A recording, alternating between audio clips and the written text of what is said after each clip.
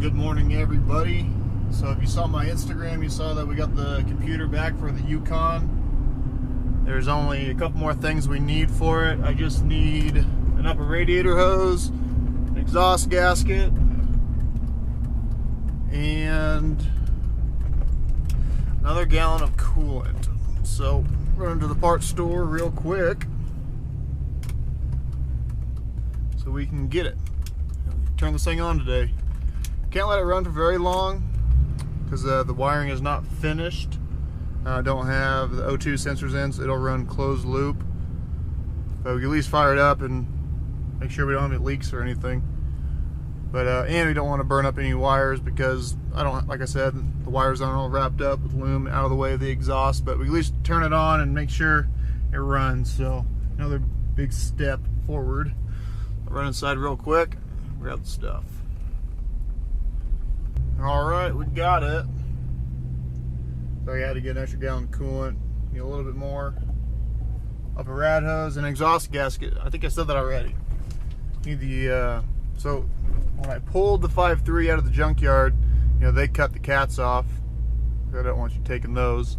But they leave just enough of the flange before that on the exhaust, which actually works out for me. So I'm going to try to just put those flanges on the OBS exhaust, you know, the Y pipe. That way the factory exhaust will bolt up to the 5.3 and it'll be nice and clean. You can use a factory exhaust, like if you get an aftermarket kit or something. But put those on, and those have the bungs or the ports for the O2 sensors. I got to get some of those. But like I said, it'll run. Just I'm not going to drive it, but it'll run closed loop, which it does when it's cold anyway until it gets to a certain temperature. So we're going to go back to the house and get to work.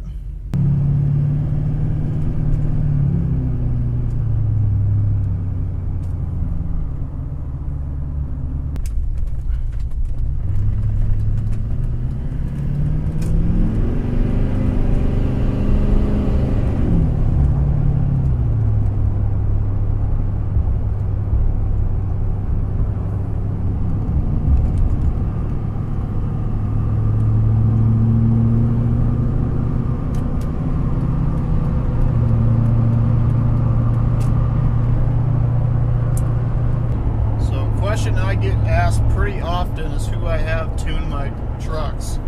It's different for what truck you're talking about. Most of the time it's the LS swap projects I have on my 98.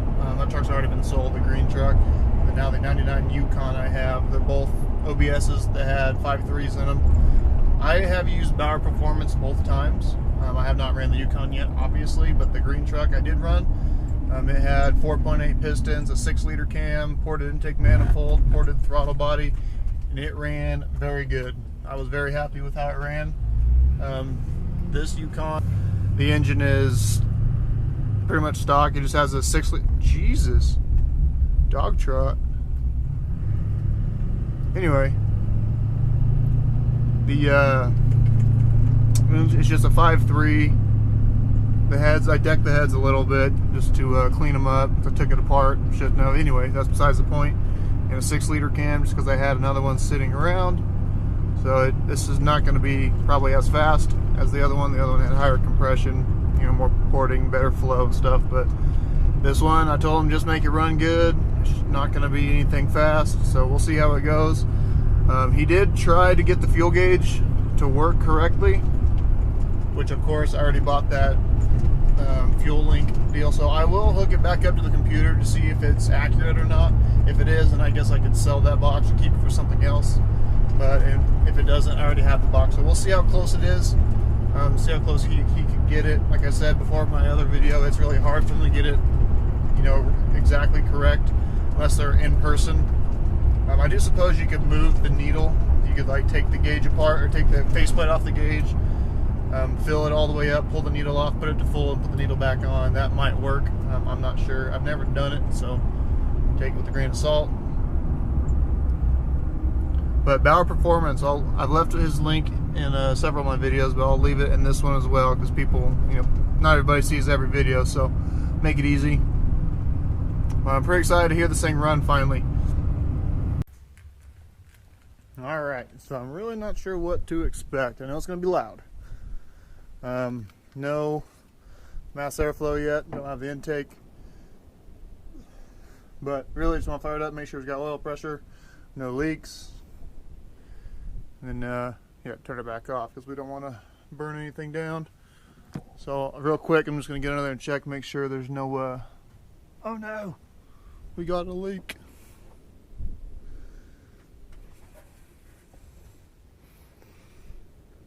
Oh, I think it's just from dripping. Not a big deal. Whew. Anyway, real quick, get under there and check, make sure there's no wires in the exhaust that's going to melt through or anything. And we're going to fire this thing up for the first time. Oh, here they are. Right where I left him.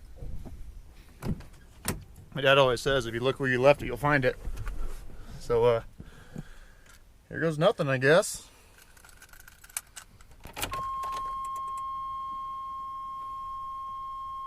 Kinda nervous.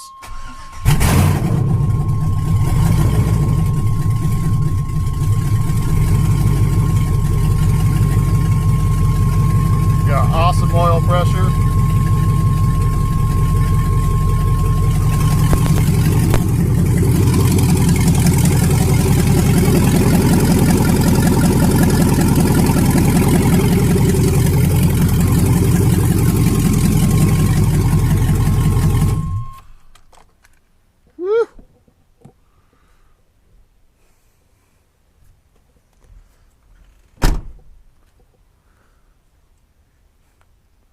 Right on. You see, you kind of didn't know what was going on because we don't have the mass airflow hooked up yet, but you saw the oil pressure was good. We do have a leak here, actually. This isn't permanent anyways, it's just some fittings I had, and there's a fitting online that takes you down from a 5/8 to a 1/4 inch for your steam vent. I don't like that elbow, I like to do it straight, but this battery's a little too big, so I gotta go exchange it for a different one. Right on. It's just leaking from there. A barb I think isn't tight enough. Put a little hose clamp on it, probably be good. Sick. Gosh damn it. Now I need to hurry up and get the rest of it so I can run it and actually drive it. So still have a couple things we need to wrap up on it, but she starts and she runs. So I actually got this idea from a friend of mine, codename Cars. He powder coated a couple things for me. He got an intake from an H2 Hummer that has a 6.0. And if you've seen those, they put the air intake right here. So it has a perfect bend to put the air box right there. So I'm going to get that intake. That's one he got, and it fit pretty damn well. So we're going to get that one. Because you know the factory 5.3 puts it right here. I suppose you could route it over here, but then you have to route your mass airflow to the other side. Not a huge deal if you're making your own harness, but something to consider. But I think putting it right there would be really cool. Factory-ish location. I'm sure I'll get some questions about this. I don't mean to talk past anybody. I know not everybody knows all this, so I'll go over it. These come with steam vents from the factory. That hose runs through the throttle body. I delete that. I bypass it. There's no reason to do that. It just heats up your air intake. On the factory NBS trucks, so I guess on this too, there's a spot for the radiator where it plumbs in. On these, they're just capped off, which actually works out good, but it's a 5/8, and you have to go to a 1/4 inch, so it's a big jump. So you either get your own pipe fittings and adapt it to get it to fit, or I'll show you the one I'm looking at getting. Never mind, can't find it. But it's just a 5/8 barb to a 1/4 inch barb, or like I said, go to the hardware store, make your own fittings, and just convert it down. You want it to be straight, that way you know the air bubbles will flow up into here, because otherwise they'll get trapped up here. So that works out really nice. A factory 5.3 upper and lower radiator hose. The lower radiator hose you kind of have to bend inside of the fender to get it to fit. This one I think is a Continental, and it comes with this cover, which is nice because it actually insulates it instead of the hose rubbing up against the fender. That does protects it. Factory hose fits good. I use F-150 E-fans from like a 2010, that body style. They hang perfectly on the rad. They have like hooks, and then the bottom there's just 2 bolts, or 2 places for bolts, and that's where I will put some angle iron. I'll kind of just bend it, make little brackets, that way it doesn't swing back and gives it a little extra support.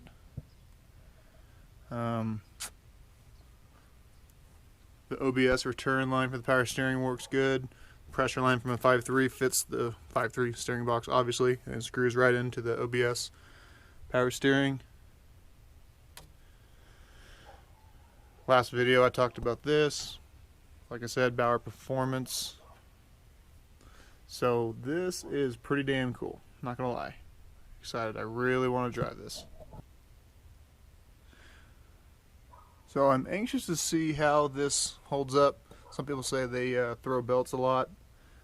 And the only place I have a concern is down there, because it is kind of a long stretch for the belt. But it's pretty tight. I had a hell of a time getting that thing on there. So like another ½ inch longer belt would have been cool. But this is one he recommended. So now that I can actually drive, I can pull into the driveway, get it up on jacks, because this thing is pretty low. Get it up on jacks or on ramps or something, and then get underneath and take a look at the exhaust. Cut off the factory flanges. I need to measure the pipe, because I'm sure I'm going to have to reduce it. I believe it's like 2 inch. Maybe it's 2 1/4, hopefully, but the green truck it was like 2 inch. 2 1/4.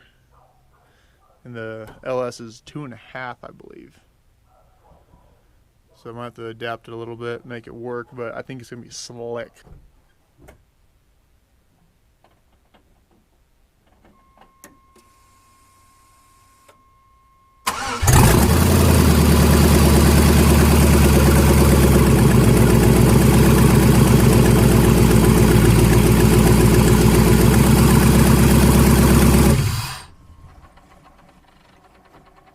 So another short little video, because I did promise you guys next time you saw this Yukon it would be running. I didn't say driving, I said we would be able to turn it on, so we did.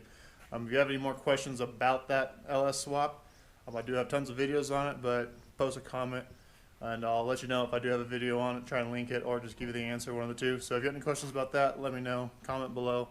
Comment what you would like to see. If there's something I haven't covered, I can try and go over it. Anyway, check out my Instagram is endlesswishlist_. Take care. I'll see you guys next time.